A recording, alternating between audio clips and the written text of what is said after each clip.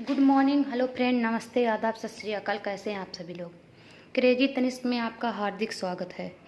Friend, I hope कि आप लोग बहुत ही अच्छे होंगे और मैं आप लोगों से मांगती हूँ। मैं आप लोगों से माफ़ी मांगती हूँ कि इतने दिनों तक मेरी वीडियो आप लोगों के सामने नहीं आ पाया, लगभग 1 वीक, क्योंकि कुछ घर में प्रॉब्लम आ गई थी जिसकी वजह से मैं वीडियो डाल नहीं सकी। मैं आपको आज नया टॉपिक लॉर्ड कर्जन की शिक्षा नीति के बारे में लेकर आई हूँ। इससे पहले मैं आप सभी को मैकाले के बारे में पढ़ा चुकी हूँ। उसके बाद हम आपको उड के बारे में, हंटा समिति के बारे में, इन सभी के बारे में हम आपको डिटेल में बताए हैं। अगर आप हमारे वीडियो को नहीं देखे हैं तो इससे पहले आप वहाँ पर जाइए और वीडियो को देखकर उसके बाद आप लोग लॉर्ड कर्जन की शिक्षा नीति के बारे में देख सकते हैं। या आप लोग अगर वीडियो देख रहे हैं तो पहले इसे ही देख लीजिए। तो लॉर्ड कर्जन की शिक्षा नीति क्या थी, इन्होंने शिक्षा के बारे में अपना क्या मत दिए, इन्होंने शिक्षा के क्षेत्र में क्या काम किए हमारे भारत में आकर, और हमें कितना बढ़ावा मिला शिक्षा के क्षेत्र में, तो इन सभी के बारे में हम आपको संपूर्ण जानकारी इस वीडियो में दे देंगे। इनके बारे में मैं बहुत ज़्यादा कुछ नहीं, सबसे पहले आपको कुछ मुख्य पॉइंट आप लोगों को बता दे रही हूँ ताकि आपके दिमाग में वो चीज़ हमेशा के लिए रहे। जैसे जब लॉर्ड कर्जन हमारे देश में आए तो क्या था कि जब जो शताब्दी चल रही थी, 19वीं शताब्दी उस समय चल रही थी, तो शिक्षा की व्यवस्था में शिक्षा की व्यवस्था जो है, लोग आते गए, चाहे मैकाले हुए चाहे उड़ाए, शिक्षा की व्यवस्था में परिवर्तन होता गया। तो इस हिसाब से शिक्षा के क्षेत्र में अंग्रेजी शिक्षा के माध्यम में, जैसे इन लोग अंग्रेजी शिक्षा ही रखे थे, ठीक है, भारतीय शिक्षा का तो नाम का था, तो इसी कारण जो था भारतीय संस्कृति का लोप हो रहा था। तो जब लॉर्ड कर्जन और भारतीय शिक्षा का जब लोप हो रहे थे तो उस समय जो राष्ट्रीय आंदोलन जो थे बढ़ते जा रहे थे, तो उस राष्ट्रीय आंदोलन को रोकने के लिए, यानी राष्ट्रीय शिक्षा की जब प्रणाली की मांग होती गई, तो उस समय जो है लॉर्ड कर्जन को अपने देश में बुलाया गया भारत में, और यहाँ पर वो वाइसराय बनकर आए और 1899 भारत में आए। वो बहुत ही ऐसा माना जाता है कि वो बहुत ही प्रभावशाली व्यक्ति थे, कुशल राजनीतिक थे और कर्तव्यपरायण शासक थे, और उनका एज भी बहुत कम माना जाता है। और उन्होंने शिक्षा के क्षेत्र में अनेक काम किए। उन्होंने शिक्षा पे भी बल दिए और उन्होंने टीचरों के ऊपर भी जोर दिए, और उन्होंने कहा जो हम मात्र अंग्रेजी भाषा है, सिर्फ अंग्रेजी भाषा ही लोगों को दिया जाएगा तो संस्कृत भाषा का लोप होता हुआ चला जाएगा, इसलिए संस्कृत भाषा जो है उनको महत्व दिया जाए, यानी जो संस्कृत भाषा यानी मातृभाषा के रूप में आप इन्हें सिखाइए, और इससे इनका जो संस्कृति है वो भी बनी रहेगी और अंग्रेजी भाषा भी जो है पकड़ इन लोगों की वो भी नहीं जाएगी। तो इन्होंने शिक्षा के क्षेत्र में अनेक काम किए। तो चलिए आइए देखते हैं लॉर्ड कर्जन जो हैं इनकी शिक्षा नीति क्या थी। देखिए यहाँ 19वीं शताब्दी के अंतिम दशक में सरकार हंटर आयोग की सिफारिशों के अनुसार शिक्षा व्यवस्था करने में संलग्न थी, क्योंकि उनका विचार था कि अंग्रेजी के माध्यम से केवल कुछ ही व्यक्ति पाश्चात्य ज्ञान हासिल कर रहे थे। यानी 19वीं शताब्दी के अंतर्गत जब जो है हंटर आयोग की सिफारिश के अनुसार जो शिक्षा की व्यवस्था में जब जैसे कमी आई, तो उनका विचार क्या था कि शिक्षा के माध्यम में केवल कुछ ही व्यक्ति, यानी कुछ व्यक्ति हैं, जो कुछ लोग हैं, वहाँ तक जो अंग्रेजी शिक्षा है वो कुछ ऐसी अंग्रेजी शिक्षा ही हासिल कर सकते हैं। इसके कारण भारतीय संस्कृतियों का लोप होता जा रहा था, यानी जो भारतीय की जो संस्कृति थी वो धीरे धीरे खत्म होती जा रही थी। भारत में राष्ट्रीय शिक्षा प्रणाली की मांग की ऐसी समय में लॉर्ड कर्जन भारत के वाइसराय होकर सन 1899 में भारत में आए। यानी जब हमारी संस्कृति का लोप होता जा रहा था और उस समय जो राष्ट्रीय आंदोलन कर रहे थे, और राष्ट्रीय आंदोलन होते हुए जो राष्ट्रीय शिक्षा प्रणाली जो थी मांग बढ़ती जा रही थी, तो इसके लिए वहाँ पर यानी लॉर्ड कर्जन को बुलाया गया हमारे भारत में कि आइए शिक्षा की व्यवस्था में देखिए क्या व्यवस्था शिक्षा की आप क्षेत्र में क्या कर सकते हैं, कितना अच्छा व्यवस्था ला सकते हैं। तो इन्होंने जब 1899 भारत में आए तो वह एक प्रतिभाशाली व्यक्ति, कुशल राजनीतिक तथा कर्तव्यपरायण शासक थे। यानी वो जो है प्रतिभाशाली व्यक्ति भी थे और राजनीति से भी संबंध रखते थे और अपने कर्तव्यों को बहुत ही अच्छे से पालन करते थे और अपने शासन को सुधारने के स्वाभाविक जोश में उसने भारतीय शिक्षा में सुधार करने का प्रयास किया। यानी वो जो उस जब आए वो भारत में, तो उस समय जो था अपनी शिक्षा यानी शिक्षा के क्षेत्र में सुधारने के लिए उनके अंदर एक जोश थी। उस जोश को यानी जो स्वाभाविक जो खुद से उत्पन्न होती है जोश, वो जोश थी। उन्होंने शिक्षा के क्षेत्र में सुधारने का प्रयास किया, जिससे शिक्षा के क्षेत्र में एक बार पुनः हलचल मच गई। यानी जब उन्होंने शिक्षा के क्षेत्र में प्रयास करना शुरू किया तो शिक्षा के क्षेत्र में पुनः हलचल यानी उत्पन्न हो गया कि देखिए शिक्षा के क्षेत्र में ये चीज़ आ रहा है, या जैसे कोई चीज़ नया चीज़ जब आता है हम लोग के सामने तो कितना अच्छा लगता है। कहते हैं देखिए शिक्षा के क्षेत्र में क्या क्या परिवर्तन हो रहा है। जैसे सरकार आती है, सरकार जैसे हर क्षेत्र हर जिले के जो जैसे हर राज्य के जब सरकार बनते हैं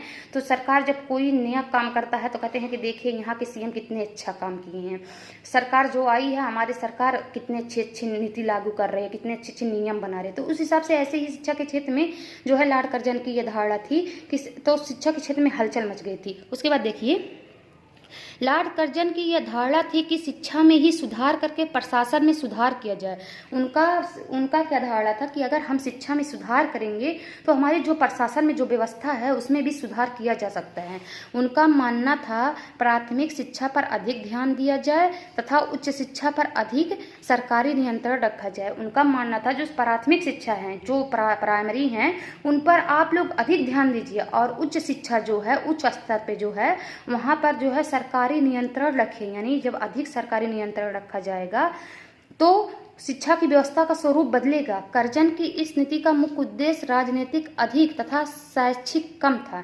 यानी उसका ये जो उद्देश्य था उसका था कि राजनीतिक में अधिक, तो कर्जन की इस नीति का मुख्य उद्देश्य राजनीतिक अधिक तथा शैक्षिक कम था। आइए आगे देखते हैं।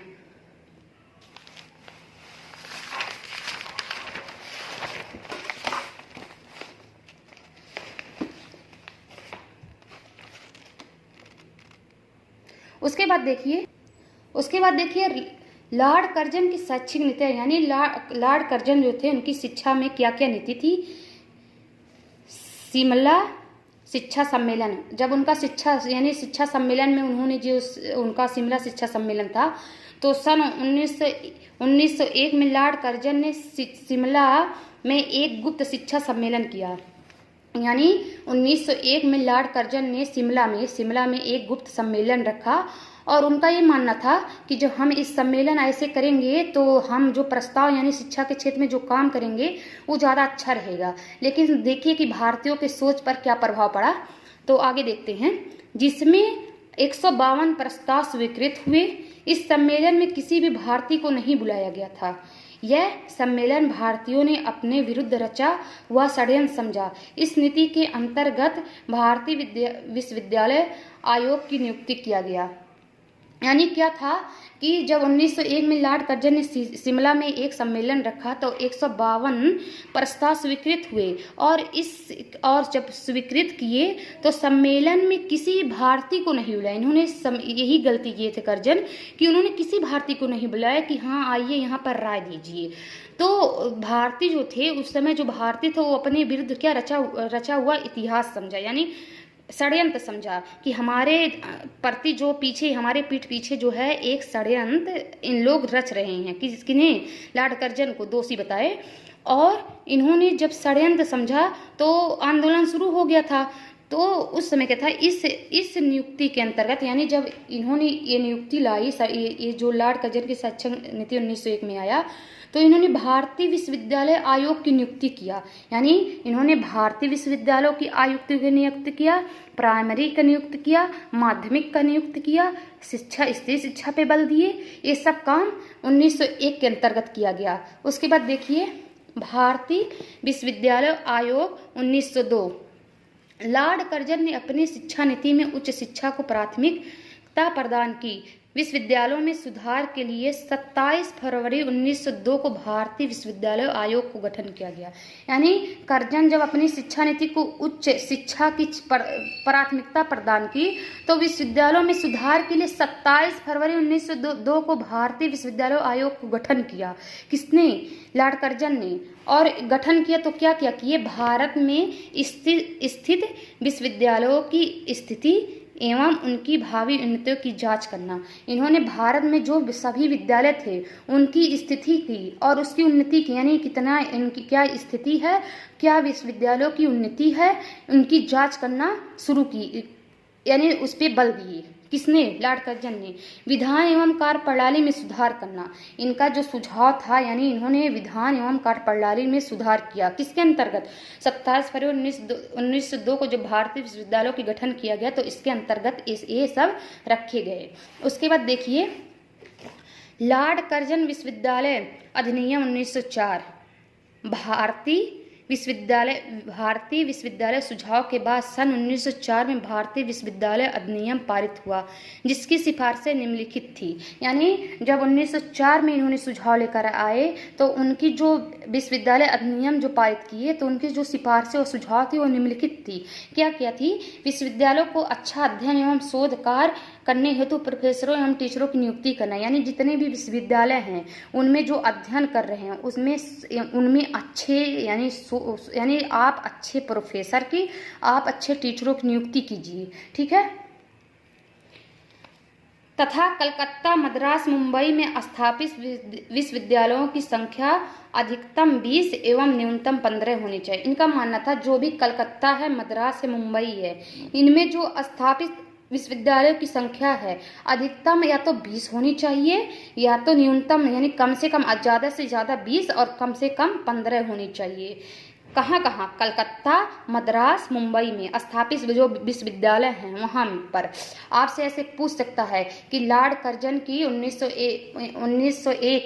1901 की नीतियाँ बताइए, 1902 की नीतियाँ बताइए, 1904 की। तो हम आपको पूरा बताए हैं कि 1901 में क्या था, 1902 में क्या था, 1904 में इन्होंने क्या क्या नीति बनाई। उसके बाद देखिए इनका ये सबसे इम्पॉर्टेंट यही है जो इन्होंने नीति लागू की थी कि 1901 में जब इन्होंने नीति लागू की थी 152 प्रस्ताव किए थे तो उसमें तो क्या थे, इन्होंने भारतीयों को नहीं बुलाया था। तो भारतीयों इसे अपने आप में यानी इन्होंने सोचा भारतीय जो थे कि हमारे विरुद्ध जो है षड्यंत्र रचा गया, ये था। उसके बाद इन्होंने 1901 में यानी सभी विश्वविद्यालयों की गठन की, जिसमें प्राथमिक, माध्यमिक ये सब जो थे। उसके बाद 1902 में हमने आपको बताए हैं 1902 में क्या था कि इन्होंने शिक्षा के क्षेत्र में अनेक सुधार किए। 27 फरवरी 1902 को भारतीय शिक्षा विश्वविद्यालयों के गठन किए गए। उसके बाद इन्होंने विश्वविद्यालयों की उन्नति के लिए एवं जांच के लिए इन्होंने एक नियम बनाए और विधान एवं कार्य प्रणाली में सुधार करने का भी प्रयास किया। उसके बाद हमने 1904 में आपको बताया कि इन्होंने शिक्षा के क्षेत्र में सुझाव के बाद 1904 में जो है विश्वविद्यालय अधिनियम पारित किए, जिसकी सिफारिशें इन्होंने निम्नलिखित रखी। जैसे विश्वविद्यालयों एवं जो विश्वविद्यालय थे उनमें जो टीचर थे और प्रोफेसर थे उन्हें यानी आप शोध करिए, उसके अतिरिक्त आप उनकी नियुक्ति कीजिए। उसके बाद इन्होंने इनमें सबसे इम्पोर्टेंट टॉपिक यही है कि कलकत्ता, मद्रास, मुंबई में स्थापित विश्वविद्यालयों की संख्या अधिकतम, आपसे पूछ लेगा कि अधिकतम कितनी रखी गई थी 1904 के अधिनियम में, तो आप बताएंगे 1904 के अधिनियम के तहत अधिकतम 20 कलकत्ता, मद्रास और मुंबई में और कम से कम 15 रखी गई थी संख्या। ठीक है। उसके बाद देखिए भारतीय शिक्षा दोषपूर्ण है, यानी इन्होंने दोषपूर्ण क्यों कहे कि भारत के 60% गाँव में विश्वविद्यालय नहीं है और 75% बालक बिना शिक्षा पाए बड़े हो जाते हैं। 97.5% बालिकाएं जीवन भर अशिक्षित बनी हैं। इनका भी कहना बहुत ही सही था क्योंकि उस समय जो है देखिए जब ये भारत में आए थे वाइसराय बन के तो उस समय जो शिक्षा का प्रसार था बहुत अधिक ऊंचा नहीं गया था। ठीक है कि सारी बालिकाओं को जिस तरह आजकल के शिक्षा में जो बदलाव हुई है बालिकाओं के प्रति और जो यानी बालकों के प्रति और जो शिक्षा का स्तर है उसके प्रति जो बदलाव हुआ है उस समय ये सब नहीं था। तो इन्होंने क्या कहा कि भारत में 60% गाँव में विश्वविद्यालय नहीं है। बिल्कुल सही, क्योंकि उस समय विद्यालय बहुत कम थे और 75% बालिकाएं जो हैं बिना शिक्षा पाए बड़े हो जाती हैं। यानी जो बालक हैं जो बिना यानी 75% जो बालक हैं बिना शिक्षा पाए ही बड़े जाते, क्योंकि उनकी आर्थिक स्थिति, घर की आर्थिक स्थिति उस समय सही नहीं होती थी कि सभी को यानी जो बालक हैं सभी को शिक्षा दिया जाए। इसलिए 75% बालक बिल्कुल नहीं शिक्षा पाते थे, सिर्फ जो है 25% बालक ही शिक्षा पाते थे। और यानी 97.5% जो बालिकाएं हैं जीवन भर अशिक्षित रहती थी। बिल्कुल सही है कि 97.5 यानी 97.5% बालिकाएं ऐसे जो जीवन भर अशिक्षित रहती थी, क्योंकि बालिकाओं को उतना कोई महत्व दिया नहीं जाता था। ना बालिकाओं को उस समय जो है शिक्षा के क्षेत्र में कि बालिकाएं आगे आकर शिक्षा ले सकती हैं, ये सब नहीं था। एक प्रथा था, यानी प्रथा था, उसके अंदर उनको बाहर नहीं निकलने दिया जाता था। ठीक है, उसके बाद देखिए, भारतीय शिक्षा व्यवहारिक नहीं है क्योंकि उसका पाठ्यक्रम पूरी तरह साहित्यिक है। इनका ये एक दोष था कि भारतीय शिक्षा जो है व्यवहारिक नहीं है, उसका पाठ्यक्रम पूरी तरह साहित्यिक है, यानी ये व्यवहारिक नहीं है, पूरी तरह साहित्य से रिलेटेड है। तीसरा क्या था, अंग्रेजी भाषाओं को अधिक महत्व दिया गया, मातृभाषाओं की उपेक्षा की गई। इसमें एक और दोष था कि जो अंग्रेजी भाषाएं पाश्चात्य जो भाषाएं थी उसको अधिक महत्व दिया गया और मातृभाषा की उपेक्षा की गई, मातृभाषा की अवहेलना की गई। ठीक है, उसको उपेक्षा उसको नहीं रखा गया, उतना महत्व नहीं दिया गया। इस दोषपूर्ण शिक्षा सुधार लाने के लिए सरकारी प्रस्ताव में निम्नलिखित सुझाव दिए। यानी इस दोषपूर्ण शिक्षा, जब ये सब जो शिक्षा थी इनको सुधारने के लिए सरकारी प्रस्ताव में निम्नलिखित सुझाव दिए। क्या क्या सुझाव थी कि सरकारी स्त्री शिक्षा पर अधिक व्यय करें, यानी सरकार स्त्री शिक्षा पर अधिक व्यय करे। जो हमारी सरकार, जो उस समय की सरकार थी, वो स्त्री शिक्षा पर इनका सुझाव था कि शिक्षा पर आप अगर पैसा खर्च कर रहे हैं तो आप स्त्री शिक्षा पर अधिक पैसा व्यय कीजिए, क्योंकि स्त्री उस समय जो है 97.5 ऐसे बालिकाएं हैं जो जीवन भर अशिक्षित रह जाती हैं, उनको शिक्षा के बारे में बिल्कुल ज्ञान नहीं रहता है। जब आप उनके ऊपर व्यय शिक्षा के क्षेत्र में आप अधिक से अधिक नियम लागू करेंगे और उनको व्यवस्था देंगे तो बालिकाएं भी शिक्षा को पाना जो है उनके लिए आसान हो जाएगा, वो भी शिक्षा पा सकती हैं, स्त्री भी शिक्षा ले सकती हैं, वो भी अपने जीवन को और अच्छे सरल से जी सकती हैं। उसके बाद क्या था, सरकार औद्योगिक, कृषि एवं व्यावसायिक शिक्षा का विकास करे।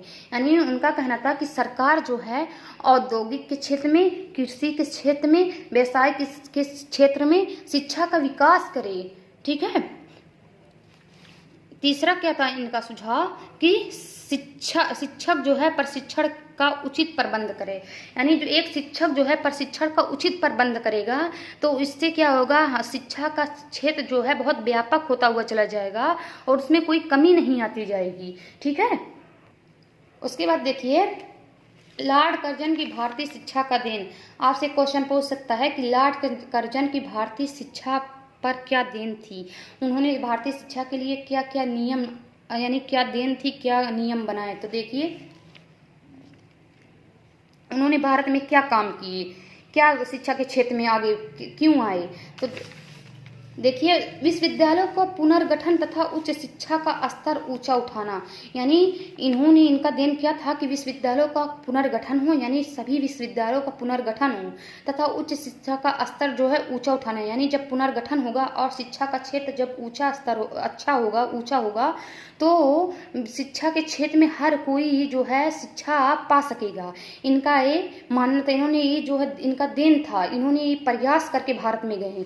ठीक है, उसके बाद क्या था, माध्यमिक शिक्षा का गुणात्मक वृद्धि। इन्होंने माध्यमिक शिक्षा जो है उनमें जो है गुणात्मक वृद्धि, यानी उन्होंने वृद्धि की, किसमें, माध्यमिक शिक्षा के क्षेत्र में अधिक वृद्धि की। और क्या थी, प्राथमिक शिक्षा की उन्नति। इन्होंने प्राथमिक शिक्षा पर बल दिए, इन्होंने प्राथमिक शिक्षा पर भी बल दिए कि प्राथमिक शिक्षा पे अगर आप जोर देंगे तो वो आगे तो सभी जो है बच्चे जो हैं बिना किसी प्रभाव की शिक्षा को पा सकेंगे। और प्राथमिक शिक्षा पे इन्होंने बहुत ही अधिक प्रयास किए। और चौथा पॉइंट इनका क्या था, मातृभाषा को माध्यम बनाकर भारतीय भाषाओं का विकास। यानी जो मातृभाषा इनकी थी, जो यानी इनका क्या मानना था, जब आप यानी भारत के लोग जो हैं, मातृभाषा जब जो घर पे उनको शिक्षा दी जाती है, माता पिता से प्राप्त की जाती है मातृभाषा, जब उसके माध्यम से आप बनाकर भारतीय भाषाओं का विकास करेंगे तो उनके अंदर उनका जो IQ डेवलपमेंट है वो बहुत ही अच्छा होगा। वो शिक्षा को समझ सकेंगे और उस शिक्षा को अच्छे से उनके अंदर डेवलपमेंट होगा। ठीक है, उनका ये कहना था कि आप अगर पहले ही अगर बच्चा जा रहा है, अभी बच्चे को कुछ ना है और बच्चा जा रहा है विश्वविद्यालय में या प्राथमिक में ही जा रहा है, कहाँ विश्वविद्यालय में पहुंच जाएगा, शुरुआत में उसका तो NS से ही होता है। तो जैसे जा रहा है, आप NS की किताब उठाने के बजाय 2-3 की किताब पढ़ाने लगे, बच्चे को कुछ समझ में आएगा। अगर बच्चे से आप कहेंगे देखिए ये जो है पेड़ है, पेड़, बच्चे को पेड़ पता है, लेकिन अगर उसको उससे आप उसे ट्री बताएंगे कि बेटा आप पेड़ को देखे हैं, पेड़ को इंग्लिश में क्या कहते हैं, ट्री, तो वो समझेगा कि आप जो मातृभाषा जान रहा है उससे आप सिखाइए। ठीक है, उसके बाद देखिए कृषि प्रधान देश के लिए कृषि शिक्षा की व्यवस्था, इन्होंने एक पॉइंट इसमें मेंशन और की थी कि कृषि प्रधान देश के लिए कृषि शिक्षा की व्यवस्था कीजिए। यानी भारत में जो क्या है 75% लोग कृषि पर ही डेवलप हैं, क्योंकि 75% लोग कृषि गाँव में रहते हैं और वो कृषि को अधिक महत्व देते हैं, कृषि का ही काम करते हैं। सिर्फ शहर में जो है 25% लोग रहते हैं। तो आप कृषि प्रधान है, यानी भारत जो है हमारा कृषि पर ही आधारित है, कृषि पर उसकी जो व्यवस्था आर्थिक व्यवस्था है कृषि पर, उसका ये नहीं है कि किसी दूसरे पे है, उसकी जो है यानी भारत जो है एक कृषि प्रधान देश है। तो आप कृषि शिक्षा की व्यवस्था करें, आप जो है कृषि शिक्षा की व्यवस्था की कि किसमें कितना खाद डालना है, सबको जब इस तरह शिक्षा देंगे कि कितना पानी डालना कि बीज में, ये बीज क्या है, इसमें कितना फास्फोरस डालना, ये सब जब आप कृषि इस हिसाब से पढ़ाई कराएंगे तो उसमें हर कोई दिलचस्पी लेगा। ठीक है, 6 पॉइंट क्या मेंशन किए थे कि केंद्रीय शिक्षा विभाग का स्थापना, यानी आप केंद्रीय शिक्षा विभाग की स्थापना कीजिए ताकि शिक्षा में मजबूती आए, शिक्षा की जांच की जाए कि शिक्षा का स्तर ऊंचा उठा है कि नहीं, कहाँ क्या खराबी है, कहाँ क्या रुकावट है। उसके बाद क्या था कि विदेशों में अध्ययन के लिए छात्रवृत्ति की व्यवस्था की जाए। जो बच्चे यानी उनका मानना था कि जो लोग विदेश में यानी विदेश में अध्ययन के लिए छात्रवृत्ति की व्यवस्था किया जाए, जो लोग विदेश जाने के योग्य हैं, अगर आप उन्हें छात्रवृत्ति दे रहे हैं तो अच्छे से वो लोग अपनी पढ़ाई को पूर्ण कर सकते हैं और वो अच्छे से शिक्षा पा सकते हैं। इनका ये मानना था कि आप लोग यानी आप जो है यहाँ यानी भारत की जो सरकार है अगर विदेश में पढ़ाई की शिक्षा के क्षेत्र में अगर व्यवस्था करेगी उनके लिए छात्रवृत्ति की, तो आसानी से टैलेंट लोग निकल के विदेश में पढ़ाई कर सकते हैं। ठीक है, इनका ये देन था, यानी इन्होंने भारतीय शिक्षा के क्षेत्र में एक काम करके गए थे। उसके बाद क्या था, कला की शिक्षा को प्रोत्साहन, इन्होंने कला की शिक्षा को भी महत्व दिया गया था। कौन, लॉर्ड कर्जन ने, कि शिक्षा के क्षेत्र में यानी शिक्षा यानी कला की क्षेत्र में जो है आप शिक्षा को आगे बढ़ाइए, आपका कला के आप अब लोगों को पहचानिए कि कौन कितना कलाकार है। ठीक है, आप अगर कला के क्षेत्र में आप आगे प्रोत्साहन, यानी इनका ही देन था कि कला के क्षेत्र में प्रोत्साहन, इन्होंने मेंशन की थी इस बात की, यानी इनका देन था। तो ये सब पॉइंट यानी लॉर्ड कर्जन का जो भारतीय शिक्षा में क्या देन था हम आपको पूरा डिटेल में पढ़ाए हैं। अगर आपको अच्छा लगा हो तो आप लोग लाइक, सब्सक्राइब, बेल आइकन को प्रेस करना मत भूलिएगा, क्योंकि जो अगर आप लोगों को अच्छा लगे तो आप लोग लाइक वगैरह तो ज़रूर कर देंगे। तो अगर फ्रेंड, मैं आप सभी से एक चीज़ कहना चाहती हूँ कि अगर आपको कोई टॉपिक बहुत कठिन लग रही है, नहीं समझ में आ रहा है, तो आप नीचे कमेंट में लिखिए और हम उसे पूरा प्रयास करेंगे कि हम आप तक वो वीडियो जल्द से जल्द अपलोड करके आप लोगों के सामने भेज दें।